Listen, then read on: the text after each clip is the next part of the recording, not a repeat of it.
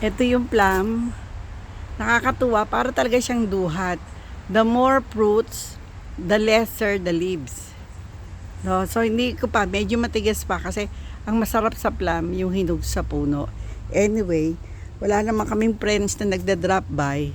So, ay intayin ko na lang kung meron para matikman nila itong press na plum.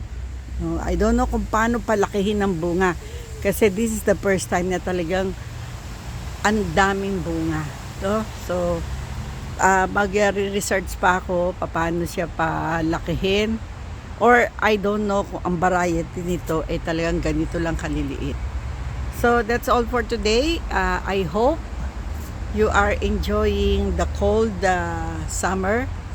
Cold ngayon kasi rainy, the whole day cloudy. So, tuwan-tuwa naman kami kasi we will have more time sa garden. Kasi pag sobrang init, kaming mga senior, ayaw namin ng direct sunlight, no? Kaya tuwan-tuwa kami kanina nung sinabing cloudy and rainy the whole day. Hindi na kami magdidilig mag-asawa at bagkos we will enjoy cutting yung mga unwanted leaves, no? Yan, para patuloy na mabuhay ang mga halaman. So, yan na lang po for today and I hope everything is good sa inyong lahat. Kinat ko na to kasi marami talaga. I don't know bakit may mga panahon na mas marami ang napapatay naming mga sanga dahil sa black spot. Sana hindi na mamamatay yung halaman. Yun lang mga yung lang mga portion na merong existence ng black spot. Yan, ito yung gawa ko lately mag-deadhead tsaka at magtanggal ng mga dead leaves ng tree. So yan, but ang nakakatuwa yung Boston fern namin patuloy na malago. Sulit na sulit, the whole summer meron kaming ferns. Mahirap kasi tsaka mahal itong fern dito sa sa BC. Pero once na nag-thrive and matutuwa ka kasi ang ganda talaga nila as hanging plant. So ito po, ayan, nakikita nyo, it's pretty cloudy here and very refreshing, especially pagka nasa kayo sa ilalim kayo ng mga fern at grapes. Nagsisimula nang lumaki yung bunga ng grapes namin. Siguro dapat natin to, bawasan natin uli, i-prune natin a little bit itong mga dahon ng fern ng ubas, ng grapes para lumabas yung bunga, ma-focus nila doon sa production ng fruit, hindi doon sa production of leaves.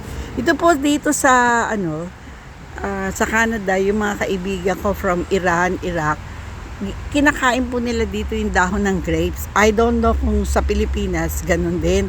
Pero nung mga kapanahunan namin, hindi kami kumakain ng dahon ng grapes.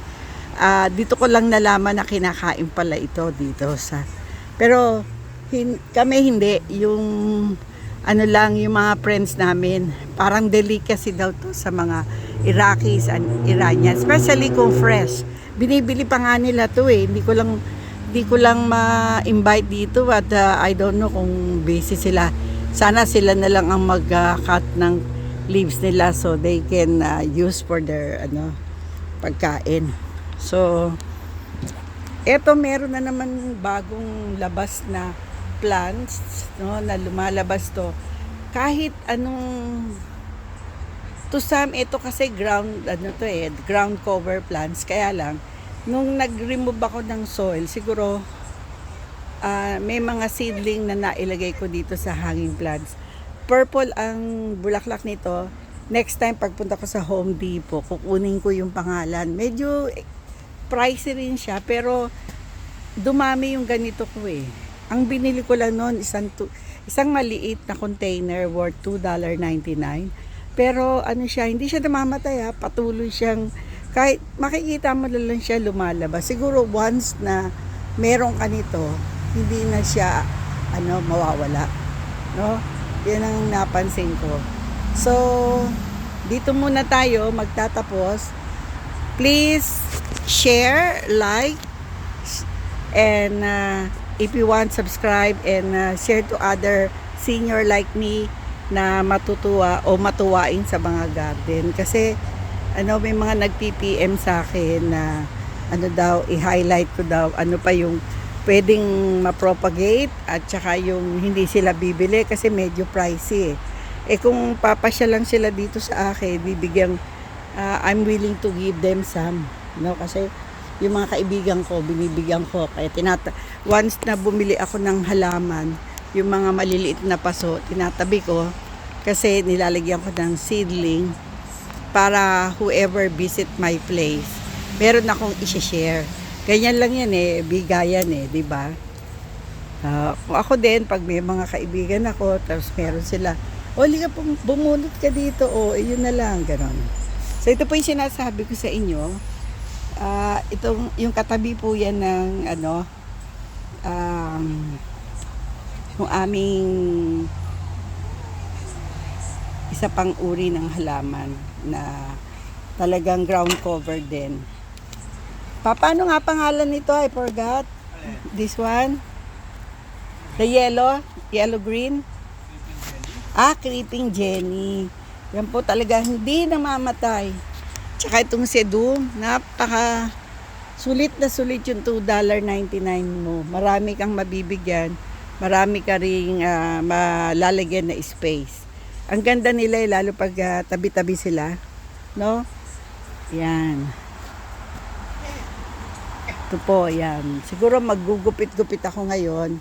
Kasi ang August, ito, middle of summer, usually, ito yung time na nagagawa ka ng mga seedling na maaring mabuhay for hanggang autumn.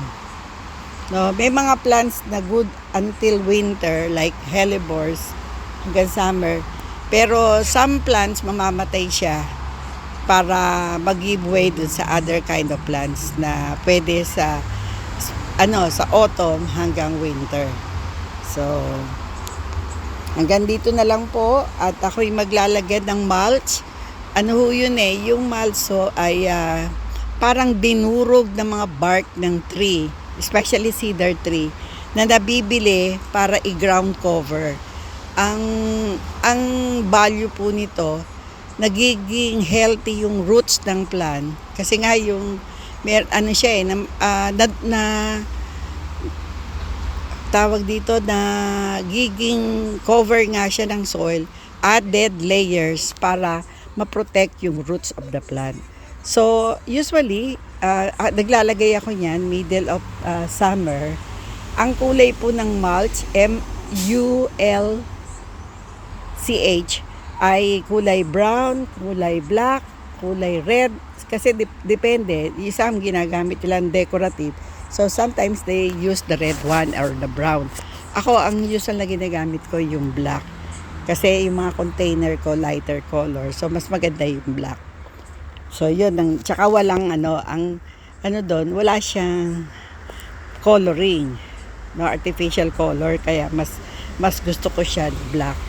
So yun, lalagyan ko yung mga soil na to para pag nag-winter or late autumn, yung coldness ba ng weather, mapoprotect yung roots, no? Hindi siya masyadong masashock from hardy summer, scourging yung heat ng summer. Ngayon, pagpapunta ng autumn, medyo cold na yan no? Colder, and then become coldest, especially during winter. Pero pag naglagay ka ng mulch, napoprotect sila at nagiging healthy yung plants. So, yung cedar mulch, particularly, ayaw din ng mga, dahil sa amoy niya, alam niyo yung cedar, napakabango nun pero sa other insects and bugs, ayaw nila yung amoy. Para sa kanila, hindi sila makahinga. So, inaano ko yon, nilalagay ko rin yon, added sa soil, ayan, kaya yun ang gagawin ko today. Later in the afternoon, yun ang gagawin ko. So that's all for today. Salamat po for continuous viewing. Konti lang tayo, alam ko. But as long as you are there, some of you are there, continuous na nag-direct message sa akin, I will continue to do this kind of vlog. Bye for now! Au Lucas again from Langley, BC, your Caritaris at Kasoilmate. Thank you for watching. Please comment below if you want to say something. If not, just like, share, and subscribe.